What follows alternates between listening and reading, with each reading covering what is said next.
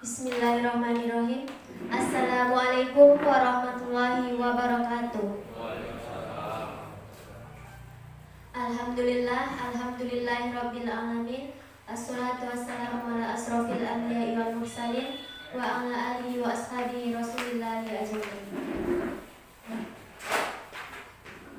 Yang sama-sama kita hormati Bapak Kepala Desa Sepotong, kemudian Bapak Ketua BPD beserta anggotanya, yang kami hormati Bapak Dirut Bumdes atau yang mewakili, kemudian Bapak Ketua PPL yang hadir pada pagi hari ini, yang kami hormati Ketua Kelompok Tani, staf-staf kantor Desa Sepotong, beserta bapak-bapak dan ibu-ibu yang hadir pada pagi hari ini yang berbahagia. Puji dan syukur kehadiran Allah Subhanahu wa Ta'ala yang telah melimpahkan rahmat serta hidayahnya kepada kita semua, sehingga kita dapat hadir bersama-sama memenuhi undangan dalam rangka acara sosialisasi. Yang kedua kalinya sholawat beserta salam tidak lupa pula kita hadiahkan kepada Nabi besar Muhammad SAW dengan ucapan Allahumma sholli ala Sayyidina Muhammad wa ala alihi Sayyidina Muhammad. Baiklah, pada pagi hari ini Kamis tanggal 2 Juli 2020 dalam rangka acara praktek kerja lapangan tentang teknis budidaya kelapa sawit lahan gambut. Acara yang pertama yakni pembukaan yang dianggap sedang berlangsung. Yang kedua yakni doa yang akan disampaikan oleh Bapak Muhammad. Kepada Bapak Muhammad dipersilakan.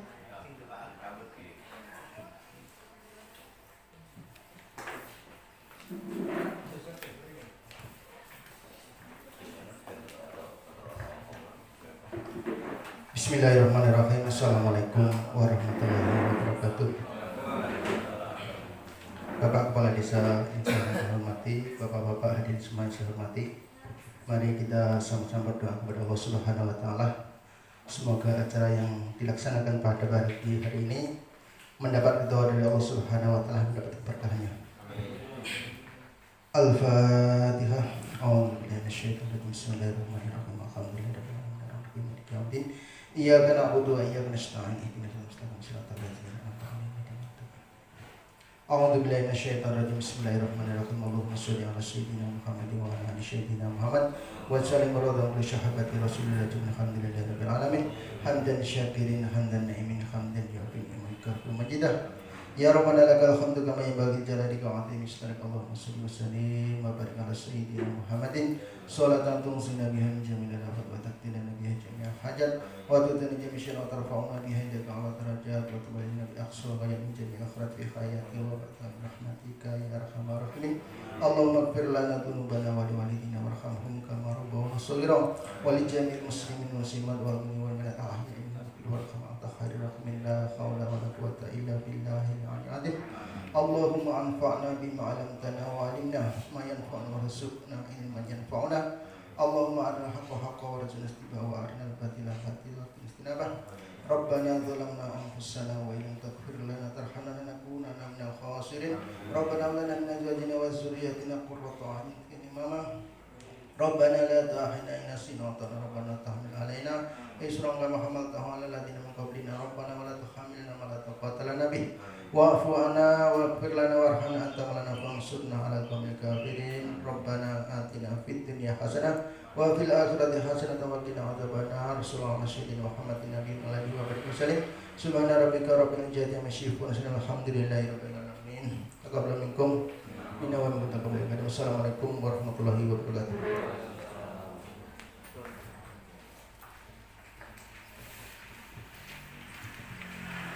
Baiklah, semoga dengan diiringi doa tadi, semoga acara pada pagi hari ini dapat berjalan dengan lancar. Kita masuki acara yang selanjutnya, yakni kata sambutan.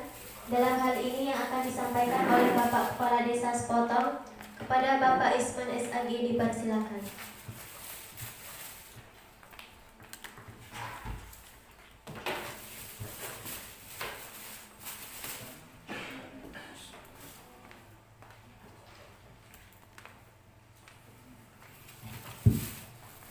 Bismillahirrahmanirrahim. Assalamualaikum warahmatullahi wabarakatuh. Alhamdulillahirabbil alamin. Wassalatu wassalamu ala asyrofil anbiya'i wal mursalin wa ala alihi wa sahbihi rasulillahi ajma'in, amma ba'du.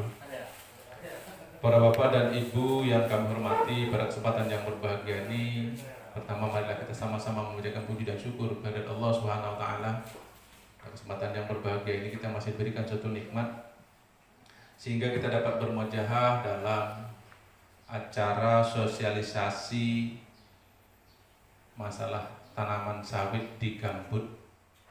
Kemudian yang kedua, selalu bersalam kita aturkan kepada Rasulullah SAW dengan ucapan Allahumma shalli ala sayyidina Muhammad wa ala ali sayyidina Muhammad. Para bapak dan ibu yang kami hormati, ini adalah merupakan suatu bentuk nyata dari hasil ilmu yang telah diperoleh dari ananda kita. Yang mudah-mudahan dengan adanya sosialisasi ini nanti bisa kita aplikasikan, bisa kita terapkan dalam kehidupan kita sehari-hari, bisa kita praktekkan, dan mudah-mudahan ini sangat bermanfaat bagi sebagian di wilayah kita. Ada yang berlahan gambut, ataupun bapak dan ibu saya yakin punya lahan di kawasan gambut, entah itu di daerah Sungai Linau dan lain sebagainya, dan mudah-mudahan ini bisa kita terapkan dalam keseharian kita. Kemudian daripada itu bapak dan ibu yang kami hormati, pada pagi hari ini ada dua agenda. Yang pertama sosialisasi, yang keduanya nanti adalah pertanggungjawaban masalah proyek pengairan yang berasal dari provinsi, yang mungkin setelah ini baru kita laksanakan. Kita sambil menunggu kepada ibu PD-nya, mudah-mudahan jam 10 nanti beliau sampai, kemudian kita acara sejenak untuk acara itu. Jadi pertama kami mengaturkan terima kasih atas kehadiran kita semua. Mudah-mudahan ini bermanfaat dan wabil khusus kepada diri kita.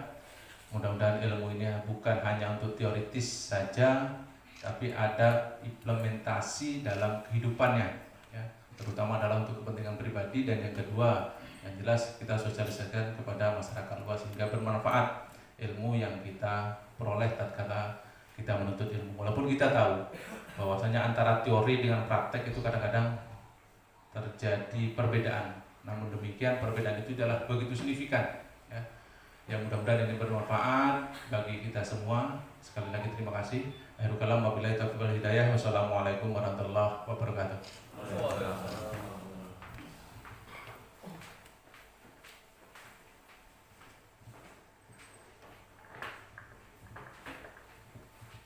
Baik, terima kasih kepada Bapak Kepala Desa Sepotong. Memasuki acara kita yakni tentang teknis budidaya kelapa sawit lahan gambut yang akan disampaikan oleh Agung Abdinoto. Padanya yang dipersilakan.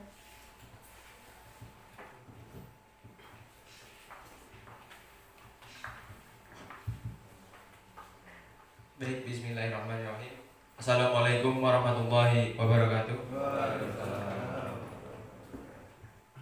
Yang pertama, saya ucapkan terima kasih kepada tamu undangan yang telah hadir pada pagi hari ini. Kemudian yang terhormat Kepala Desa Sepotong yang telah mengizinkan kami untuk melakukan presentasi di kantor Desa Sepotong. Yang kedua, tidak lupa kita hadiahkan kehadiran Allah Subhanahu wa taala, karena dengan rahmat dan karunia-Nya kita masih diberi kesempatan untuk kumpul bersama di Desa Sepotong ini.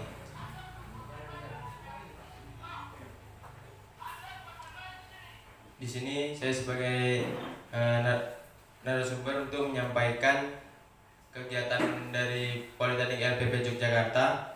Di sini program ini yaitu program praktek kerja lapangan yang seharusnya itu dilakukan di perusahaan, tetapi karena ada pandemi COVID-19 jadi sehingga tidak dapat dilakukan di perusahaan. Jadi untuk solusinya dari kampus melakukan sosialisasi kepada masyarakat bahwasanya teknis budidaya di kelapa sawit itu seperti apa, kemudian peran dari mahasiswa itu untuk menyampaikan sedikit materi tentang kelapa sawit di kalangan masyarakat. Dan saya di sini mengajak bapak-bapak semua untuk sharing, istilahnya ilmu yang secara praktek yang sering dilakukan oleh petani dan juga teori yang saya dapat di perkuliahan seperti itu. Jadi di sini saya hanya sedikit memberikan istilahnya pandangan kepada petani bahwasanya seperti ini teorinya, sedangkan di prakteknya seperti apa itu kan sudah lebih paham oleh petani dan juga bapak-bapak semua. Baik, langsung saja kita mulai. Yang pertama yaitu memperkenalkan biodata saya. Nama saya Iqbal Binoto, lahir di Sekotong 10 Agustus 1999.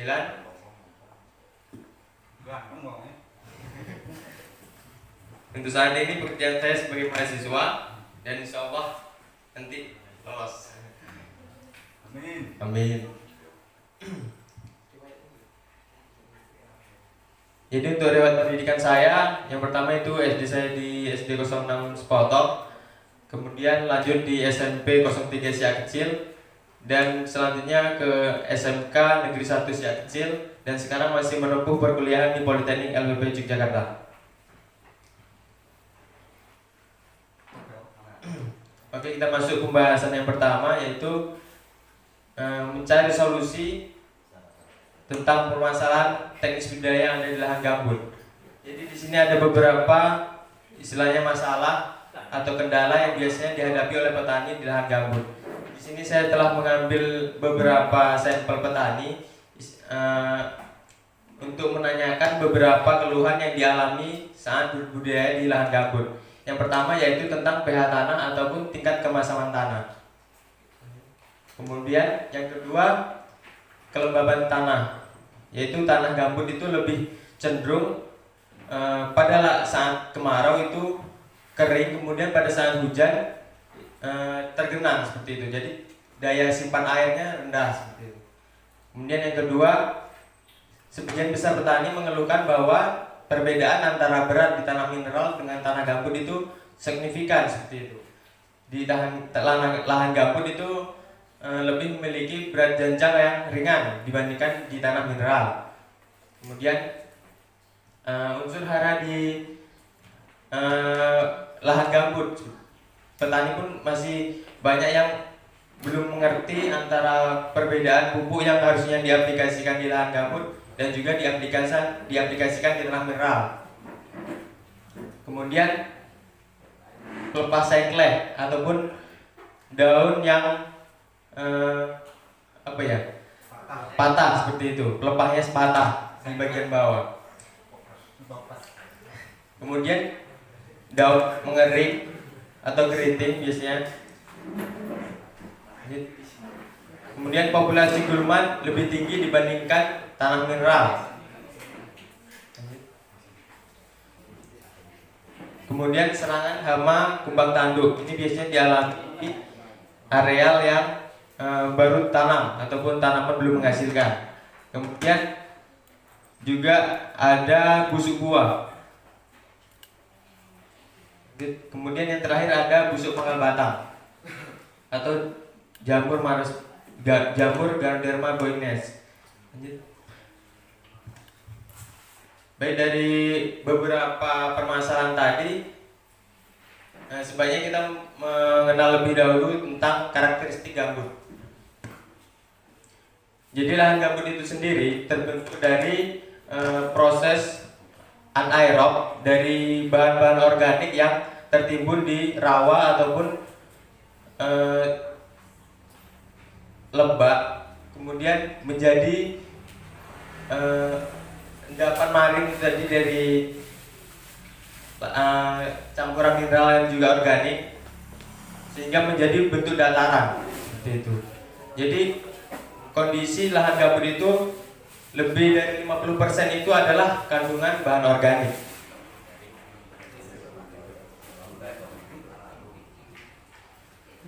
Jadi lahan gambut itu sendiri banyak mengandung kandungan karbon yang dihasilkan dari bahan organik itu sendiri. Dan yang di lahan gambut itu sendiri mengandung unsur-unsur yang dibutuhkan tanaman itu sangat sedikit, seperti fosfor, kalium, Ca, magnesium, dan juga unsur-unsur lain seperti CU, ZN, MN, dan FE. Sehingga dari beberapa unsur tadi menyebabkan tanaman itu sendiri tidak dapat tumbuh secara maksimal seperti itu. Mungkin seperti itu untuk pengantar karakteristik gambut itu sendiri. Selanjutnya kita bahas tentang apa sih yang mempengaruhi pH tanah tadi menjadi rendah seperti itu. Kemudian apa yang menyebabkan kemasaman lahan gambut itu sendiri menjadi tinggi seperti itu. Jadi ini proses pembentukan lahan gambut. Di sini ada tanah mineral ataupun ini disebut sebagai tanah liat ataupun hamparan tanah. Kemudian di sini ada rawa ataupun sungai. Dari populasi tanaman yang kini kemudian mengalami penimbunan di rawa ataupun sungai itu sendiri, sehingga menyebabkan menjadi sebuah hamparan dataran seperti itu.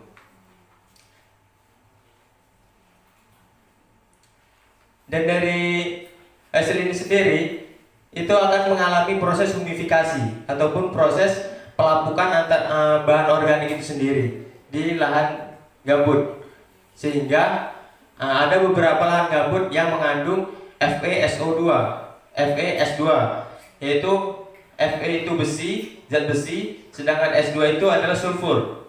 Sehingga apabila Fe ini teroksidasi oleh sulfur akan menyebabkan lapisan pirit pada lahan gambut itu sendiri. Dengan adanya lapisan pirit itu sendiri akan menurunkan pH tanah mencapai 2-3. Ini nilai pH-nya 2-3. Itu artinya tanah gambut akan mengalami kemasaman yang tinggi. Seperti itu.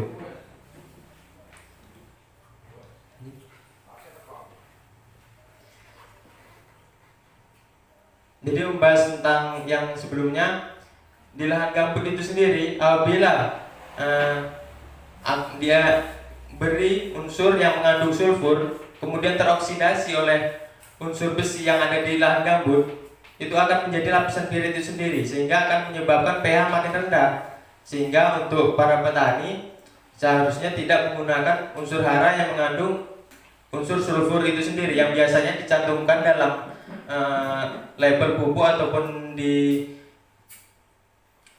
karung kemasan itu dengan lambang S, dan biasanya diberikan sulfur berapa persen seperti itu. Jadi sebaiknya dihindari untuk penggunaan pupuk sulfur untuk di lahan gambut, terutama gambut mentah yang masih mengalami proses humifikasi seperti itu. Kemudian kelembaban yang rendah di lahan gambut. Seperti kita ketahui bahwa lahan gambut itu sendiri kan lebih dari 50% yang mengandung bahan organik, sehingga dengan otomatis porositas tanah atau pori tanah itu semakin tinggi, yaitu 70-95% porositasnya. Dan di sini penurunan porositas itu berdasarkan tingkat kematangan. Itu ada gambut matang itu mengalami proses penurunan porositas yang lebih tinggi, kemudian disusul dengan gambut mentah. Gambutnya setengah mentah ini mengalami penurunan porositas yang lebih tinggi dibandingkan gambut yang mentah.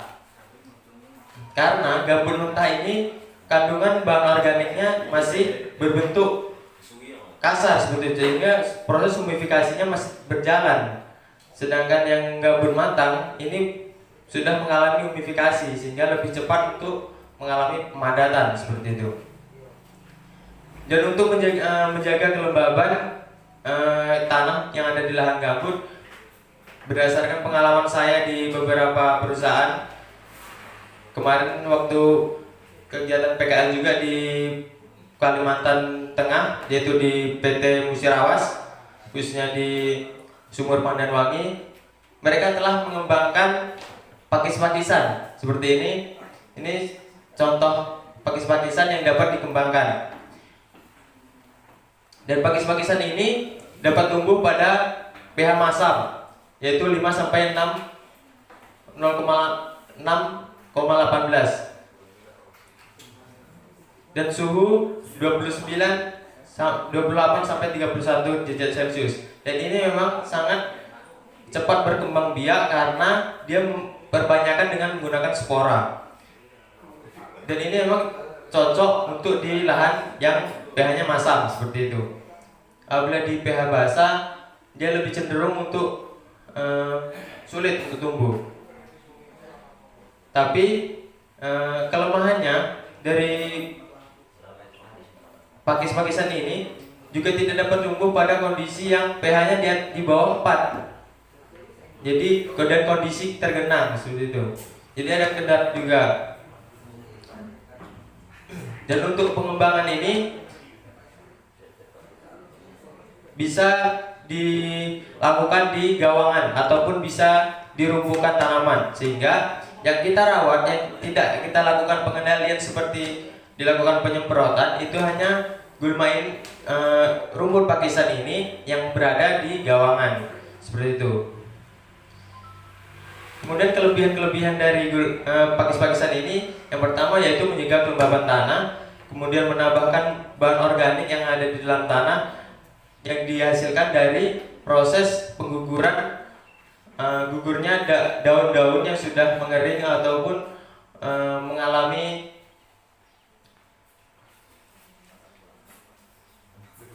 yang emang waktu-waktunya dia menggugurkan seperti itu. Kemudian menekan pertumbuhan gulma. Dengan adanya pakisan ini akan menekan gulma-gulma yang akan tumbuh di lahan kelapa sawit seperti itu. Kalau biasanya di perusahaan menggunakan pakisan ini pada kondisi yang tanaman sudah menghasilkan atau sudah mulai panen, karena dia lebih cenderung cepat tumbuh pada kondisi yang ternaungi seperti itu. Mungkin dari sini ada pertanyaan ataupun tanggapan. Baik, kita lanjut. Kemudian ada juga permasalahan tentang rata-rata berat tanah dan buah pada lahan gambut itu cenderung ringan dibandingkan tanah mineral ataupun lahan liat seperti itu. Hal ini disebabkan oleh defisiensi oleh unsur P atau fosfat, kemudian nitrogen, kuper, zinc, dan hal itu disebabkan oleh fiksasi antara asam-asam organik yang dihasilkan dari lahan gambut itu sendiri, karena dia merupakan bahan organik yang mengalami humifikasi sehingga menghasilkan asam-asam organik itu sendiri, sehingga mengikat unsur dari P, N, Cu, dan Zn itu sendiri di lahan gambut. Kemudian di lahan gambut juga defisiensi unsur-unsur yang lain yang seharusnya dibutuhkan oleh pertumbuhan tanaman seperti kalium, magnesium, kalsium, kemudian unsur-unsur yang lain. Karena unsur-unsur kalium dan magnesium ini membutuhkan tingkat Ca yang tinggi, lebih kurang 30%, sedangkan di lahan gambut biasanya hanya 5-10%. Sehingga untuk memaksimalkan proses penyerapan unsur-unsur itu sendiri, kita harus melakukan upaya penambahan pH tanah seperti itu. Ini contoh-contoh pupuk yang bisa meningkatkan pH tanah yang mengandung CaMO atau yang biasa disebut dengan dolomit. Ini dapat meningkatkan pH tanah untuk meningkatkan daya serap tanaman terhadap unsur-unsur seperti fosfor, Cu, Zn, dan lain sebagainya. Seperti itu. Dan biasanya dolomit itu sendiri terutama yang mengandung Ca, dan kurangi menggunakan pupuk yang mengandung sulfur seperti itu, karena sudah dijelaskan di awal, sulfur itu sendiri apabila teroksidasi dengan Fe ataupun zat besi yang ada di lahan gambut akan menyebabkan lapisan pirit ataupun menjadi racun bagi tanaman seperti itu.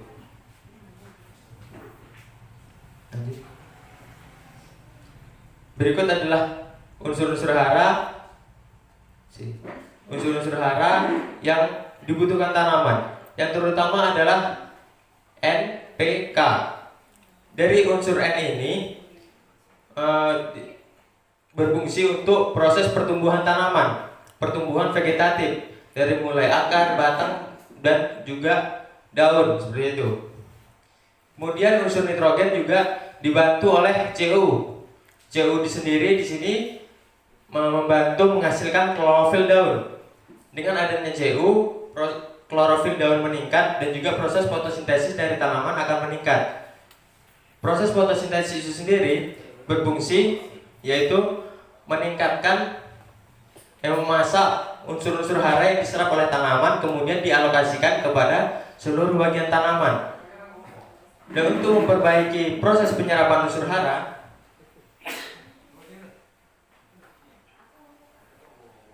untuk maksimalkan proses penyerapan unsur hara, yaitu dibutuhkan unsur fosfor atau biasanya untuk merek dagangnya yaitu TSP atau SP36. Singkatan dari SP36 yaitu super fosfor 36. Kemudian TSP itu adalah trisulfur fosfat, sehingga lebih baik menggunakan SP36 karena tidak mengandung sulfur.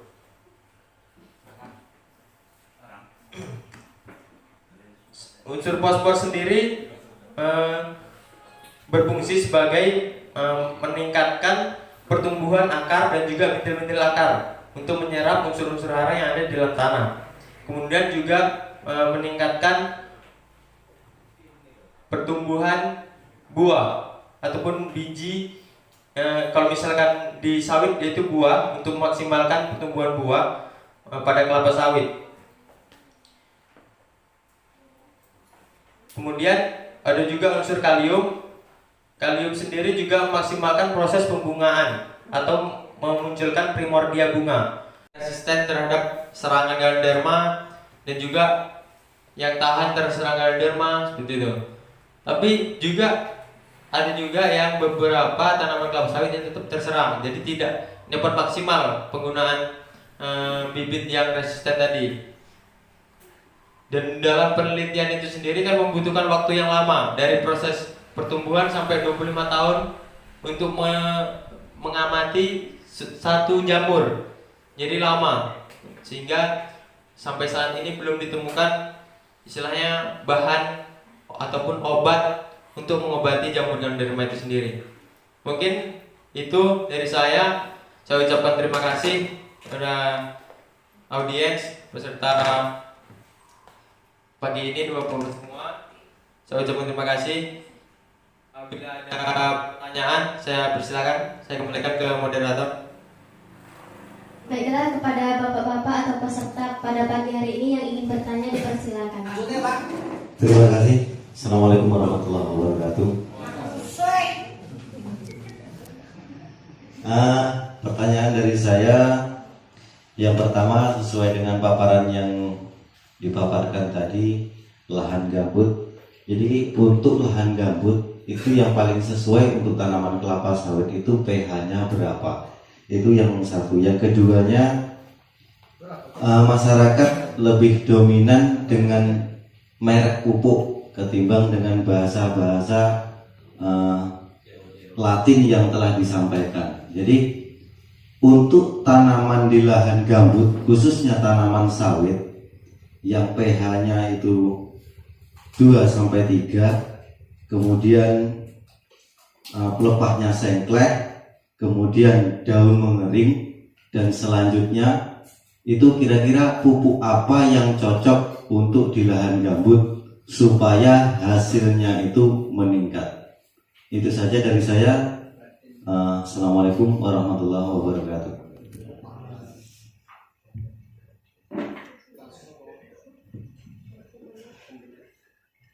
Baik, terima kasih kepada penanya pertama Bapak Mismardi. Selanjutnya penanya kedua Bapak Hasan, dipersilakan. Oke, langsung ya Pak. Anu pertanyaan yang berpodo sama itu, Bapak yang pertama tadi. Cuman dia kan tanah gambut, kalau tanah mineral penerapannya podo memang. Soalnya ada juga yang di tanah mineral itu bodongnya kuning. Itu tak kasih pupuk cum peneramari. Kecil itu langsung. Dan kalau ada pupuk lain yang lebih bagus, biar solusinya biar mulai lah atau sulit. Perlu diganti pupuknya. Baik, terima kasih kepada Bapak Kasan. Pada Bapak Kepala Desa dipersilakan. Bismillahirrahmanirrahim. Assalamualaikum warahmatullahi wabarakatuh. Terima kasih atas waktu yang telah diberikan. Ini menyikapi dari penyajian tadi, ada hal-hal yang perlu dan dapat kita pertanyakan. Yang pertama, masalah kacang-kacangan. Sistem nanam kacang-kacangan itu bagaimana? Pas tenan nanam kacang-kacangan. Saya ada beberapa tempat saya pakai tabur. Ora sing urip, pakai tojok, ora juga urip kan gitu. Balungnya Pak. Apa kebalungnya jadi sistem nanam kacang-kacangan itu. Nah, menurut PT kan semuanya hidup bagus ngono. Yang pertama, yang kedua, sing jamur apa lho? Iku nek dibakar ora mati kira-kira. Mati batangnya. Spesialis racunnya kan orang enak, jadi dibakar karena itu merembet gitu. Mati semua Pak. Nah, mati kabeh itu. Ini langkah-langkah lah. Terima kasih. Assalamualaikum warahmatullahi wabarakatuh.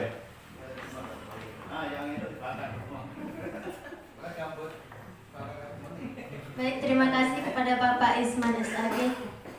Kepada narasumber dipersilakan untuk menjawab pertanyaan satu persatu. Baik. Terima kasih untuk Bapak yang telah bertanya.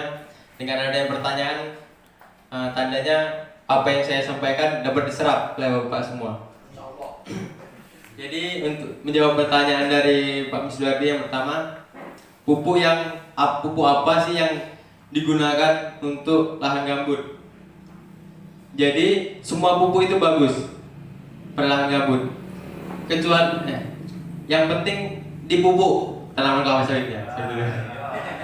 Hanya saja beberapa unsur yang seharusnya dihindari pada lahan gambut, yaitu unsur sulfur itu sendiri yang saya jelaskan. Sulfur itu apa ya? Biasanya kan ada TSP. TSP itu adalah triple sulfur fosfat, sehingga sebaiknya tidak menggunakan pupuk yang merek dagangnya TSP. Sulfur itu adalah belerang. Nah, belerang itu apabila teroksidasi oleh zat besi ataupun Fe, itu biasanya Fe itu dari proses apa ya? Pelapukan tanaman itu sendiri juga bisa menghasilkan zat besi seperti itu. Dan juga tanah gambut sudah memiliki zat besi yang biasanya menyebabkan karat pada alat yang kita gunakan seperti cangkul. Ya, seperti itu. Jadi hindari menggunakan pupuk yang terdapat unsur sulfur ataupun belerang.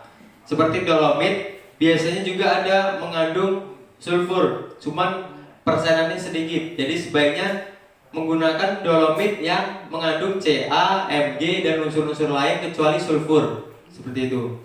Jadi dolomit itu sendiri fungsinya untuk meningkatkan pH pada tanah gambut untuk memaksimalkan penyerapan unsur-unsur lain. Apabila tidak dilakukan pemberian dolomit, unsur yang kita berikan, pupuk yang kita berikan, kita pupukkan ke tanaman, itu tidak dapat diserap oleh tanaman.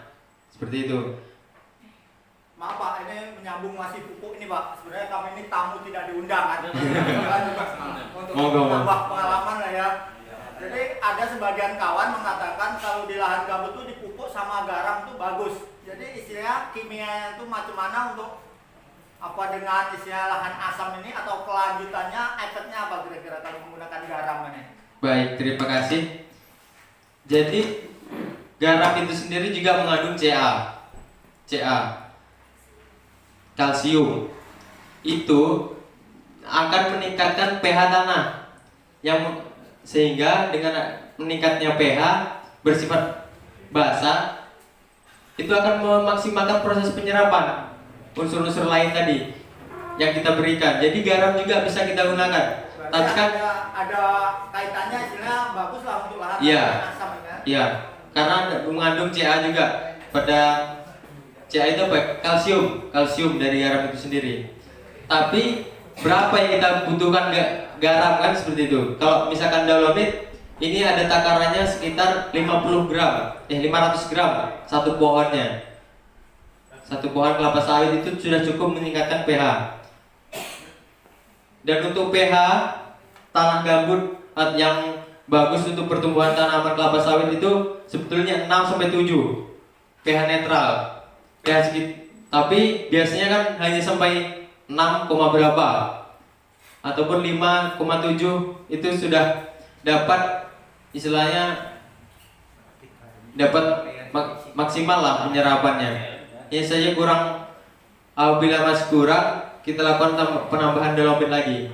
Untuk pengecekan pH sendiri kan bisa kita ambil sampel tanah, kemudian biasanya menggunakan kertas lakmus dimasukkan ke dalam larutan gambut itu sendiri. Kemudian ada beberapa nanti apabila pembelian kertas lakmus untuk mengecek pH tadi akan berwarna apa seperti itu terlihat. Jadi seperti itu. Jadi untuk pH yang bagus sendiri 6-7 itu pH netral yang dapat menyerap unsur-unsur yang diberikan seperti NPK dan lain sebagainya. Untuk pupuk yang dihindari adalah pupuk yang mengandung sulfur seperti itu. Ada lagi atau tanggapan? Kemudian pertanyaan yang kedua yaitu yang biasanya dialami oleh tanah mineral juga ada tanaman yang menguning seperti lahan gambut. Hal itu juga karena seperti kekurangan nitrogen ataupun kekurangan air dapat menguning. Seperti yang sudah dijelaskan tadi, sudah diberikan pupuk CU ataupun tembaga. CU sendiri itu sebetulnya tidak sebagai nitrogen, bukan unsur pembentuk tanaman untuk proses proses generatif tanaman. Tetapi unsur CU sendiri ataupun yang biasanya kita gunakan Prusi. Nah, itu hanya membantu fungsi nitrogen. Nitrogen itu adalah biasanya urea, fungsi urea. Jadi dengan adanya Trusi tadi meningkatkan klorofil daun sehingga proses fotosintesis daun akan meningkat. Seperti itu. Jadi apabila kita gunakan Trusi terus tapi tidak kita gunakan nitrogen juga tidak akan maksimalkan proses fotosintesis seperti itu. Karena hanya menghasilkan klorofil tapi tidak memacu pertumbuhan vegetatif tanaman. Seperti itu, seperti pertumbuhan batang, pertumbuhan daun dan pucuk, kemudian juga pertumbuhan akar. Sehingga kenapa Prusi tadi dibutuhkan hanya sedikit pada tanaman kelapa sawit seperti itu.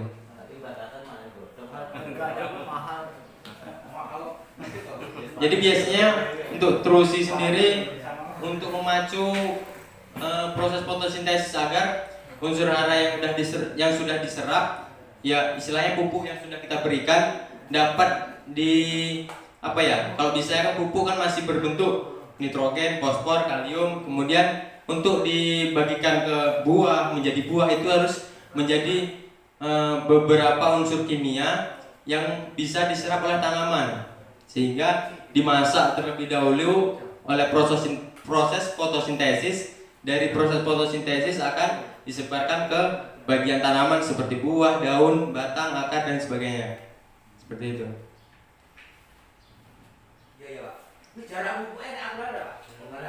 Untuk jarak pemupukan biasanya untuk area itu tanaman yang belum menghasilkan seperti TBM, tanaman belum menghasilkan atau belum dipanen itu 50 cm dari pangkal batang. Kemudian untuk tanaman yang sudah menghasilkan atau sudah dipanen itu 1 meter, 1 meter sampai 2 meter. Tetapi ada juga beberapa yang saya ketahui di perusahaan itu mengaplikasikan pada gawangan ataupun di pelepah-pelepahnya.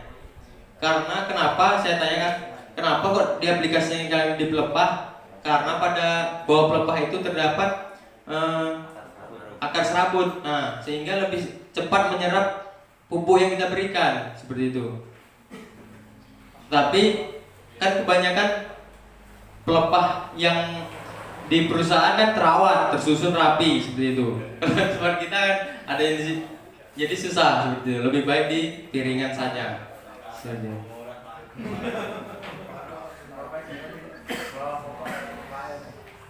Mungkin ada tanggapan lagi? Kalau tidak saya lanjut ke pertanyaan Pak Kepala Desa yang terakhir, yaitu ya, untuk penanaman kacang-kacangan tadi.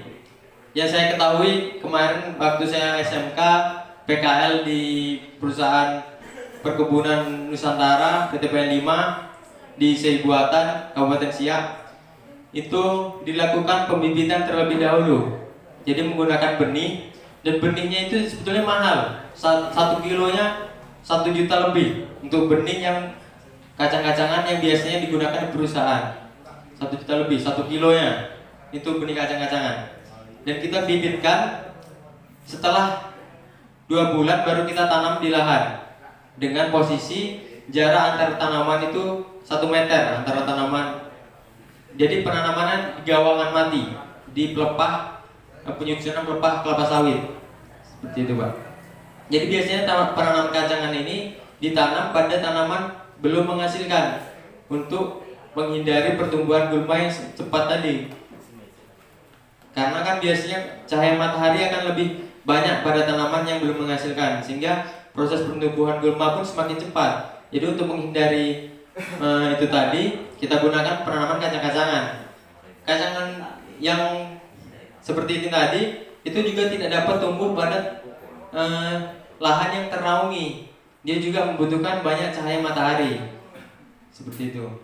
Dan juga kelebihan dari kacangan itu sendiri, dia bisa menyerap unsur nitrogen yang ada di udara untuk disalurkan ke bagian tubuh ataupun ke seluruh kacangan itu sendiri, sehingga dia dapat meningkatkan kandungan nitrogen dalam tanah dari batang-batang yang sudah melapuk tadi. Jadi unsur-unsur yang ada pada batang tanaman yang sudah mati itu tidak akan hilang, melainkan dia akan terlarut lagi dalam tanah dan dapat diserap lagi oleh tanaman yang kita budidaya. Seperti itu. Jadi biasanya kacangan ini ditanam pada areal pada lahan yang tidak tergenang air. Apabila tergenang air juga dan pH-nya terlalu rendah, itu juga tidak akan tumbuh. Dan di perusahaan biasanya dilakukan menggunakan karung goni, karena di perusahaan ya istilahnya secara industri, makanya dia berani membayar pekerja untuk mengisi goni, kemudian dibibitkan kacangan, kemudian disebarkan di gawangan mati. Jadi untuk pertumbuhan pertamanya digunakan di karung goni, untuk pertumbuhan seperti kita menanam cabai di karung goni seperti itu. Jadi di lahan basah digunakan karung goni, dan juga lahan gambut yang rawanya terlalu dalam juga menggunakan karung goni. Seperti itu Pak. Kalau diselingi tanaman-tanaman palawija bisa Pak, tanam sawit ini? Sebetulnya bisa, hanya saja pengaruhnya kita lakukan juga pemupukan pada tanaman palawija. Apabila tidak kita gunakan, tidak kita berikan pupuk sesuai yang dibutuhkan untuk pertumbuhan palawija itu sendiri, tanaman kelapa sawit akan tidak mendapat unsur hara untuk pertumbuhan. Sedangkan pada tanaman yang belum menghasilkan atau masih proses pertumbuhan itu masih butuh banyak unsur hara untuk menghasilkan pertama kali produksi atau proses generatifnya. Seperti itu. Kalau misalnya yang tidak bisa diselingkan di situ, kalau jenis tanaman contohnya tanaman apa Pak kira-kira yang untuk sawit ini kan? Padi. Enggak. Sebagian orang mengatakan katanya kalau kayak pisang itu nanti bisa menimbulkan penyakit yang menularkan pada sawit, apa betul apa enggak? Ya, terima kasih tanggapannya. Jadi karena tanaman kelapa sawit ini merupakan tanaman yang bergetah benih, sehingga dia tidak dapat dicampurkan dengan tanaman yang bergetah putih seperti karet, kemudian garu. Garu itu mulai getah juga. Jadi yang tidak boleh disandingkan adalah itu Kemudian pepaya juga memiliki getah. Jadi hindari penggunaan tanaman yang mengandung getah putih. Seperti itu. Kan ya kebanyakan di perusahaan seperti itu. Kalau di perusahaan, bahkan kalau di perusahaan tanaman satu pun tidak ada yang tumbuh pada area kelapa sawit, karena alasannya akan mengurangi fotosintesis, kemudian penyerapan unsur hara dan lain sebagainya. Itu karena skala industri. Kalau kita di perkebunan istilahnya mandiri, swadaya, ya kita selingkan beberapa tanaman palawija itu tidak menjadi masalah. Kalau buka lahan kan lah, apa saya kalau lahannya Iya. itu diselingi tanaman. Yang jangan mengganggu sawit, misalkan apa yang tak boleh kan kita tahu, seperti pepaya tak boleh tanam di situ. Ya mungkin itu Pak. Kemudian yang terakhir ada tadi Ganoderma. Jadi Ganoderma itu sendiri bisa Pak dibakar, tapi harus dibakar bersih sampai ke pangkal-pangkalnya, sampai ke akarnya, karena dia dari miselium tadi bisa membentuk badan buah lagi, bisa menjadi jamur lagi. Dari spora tadi bisa tumbuh menjadi miselium, menjadi jamur lagi, dan bisa menyebar. Jadi batang tanaman yang sudah terserang tadi ya sebisanya kita isolasi. Seperti kita sekarang ini diisolasi untuk menghindari penyebaran. Karena kita tidak tahu seberapa spora untuk yang menempel pada tanaman itu sendiri, sehingga sulit mengetahui apakah ini sudah terdapat spora atau tidak, seperti itu. Dia hanya bisa terlihat ketika sudah terinfeksi banyak, sudah menimbulkan badan buah yang sudah menimbulkan jamur, seperti itu, sudah menyebar di bagian tubuh tanaman kelapa sawit, baru kita dapat memastikan bahwa itu terserang Ganoderma. Jadi seperti itu. Jadi kalau kita bakar tanaman kelapa sawit itu juga bisa mengendalikan tadi. Cuman kan kalau kita bakar akan langsung memutus produksi tanaman kelapa sawit. Kalau yang kita timbun pangkal batangnya tadi untuk mengurangi penyebaran, kan masih ada beberapa produksi buah yang dapat kita panen, seperti itu. Jadi untuk mengurangi kerugian atau maksimalkan produksi kelapa sawit, kita gunakan timbun tadi Pak. Seperti itu. Mungkin itu dari saya. Ada tanggapan ataupun sanggahan yang lain? Cukup, saya kembalikan ke moderator. Terima kasih.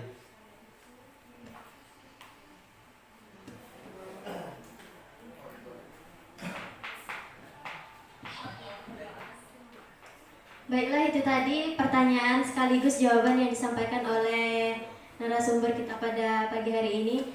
Baiklah, kepada bapak-bapak yang ingin bertanya lagi atau ingin menyampaikan seperti pengalamannya, seperti apa, apakah berbeda dengan yang disampaikan, dipersilakan. Baiklah, kalau sepertinya tidak ada ya Pak, sudah paham semua ya Pak? Baik, terima kasih kepada bapak-bapak yang telah berpartisipasi pada pagi hari ini. Itu tadi sekilas tentang penanaman kelapa sawit di lahan gambut. Semoga bisa diterapkan dalam penanaman kelapa sawit ya bapak-bapak.